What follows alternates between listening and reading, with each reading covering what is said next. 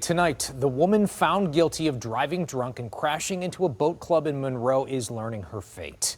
It's been just over a year since Marshella Chidester drove her vehicle into Newport's Swan Boat Club, killing 2 young siblings and severely injuring several others. The judge handed Chidester a punishment of 25 to 50 years in prison. Emotions running high in court today as the parents of Zane and Alana Phillips delivered messages to the court and Chidester about how their lives have changed since the tragedy. 7 News Detroit reporter Sarah Michaels was in court and has more. Most all of the courtroom was in tears as the parents of 4-year-old Zane and 8-year-old Alana shared what exactly they were doing the moment that their children were killed and how exactly they're managing to survive 1 year later. Both of them saying that they'll never be whole again. I don't wish nothing but the worst for you, and I hope that you feel what we feel every day. I never dreamed in a million years that the moment we had an opportunity to finally have a family fun day, my kids would never come back home with me. She took everything in my life and destroyed it. A mix of anger and heartbreak from Brian Phillips and Mariah Dodds in court Thursday. The parents of 4-year-old Zane and 8-year-old Alana Phillips shared that 1 year after the boat club crash, and their hearts are still absolutely shattered.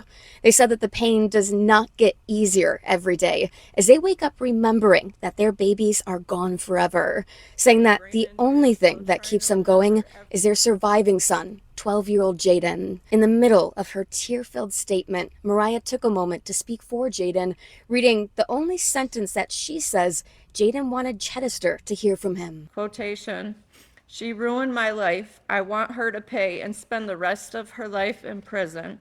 End of quotation. Amid these words, Chidester could be seen wiping away tears. The judge ultimately sentencing her to 25 to 50 years in prison, saying her crimes destroyed lives and families.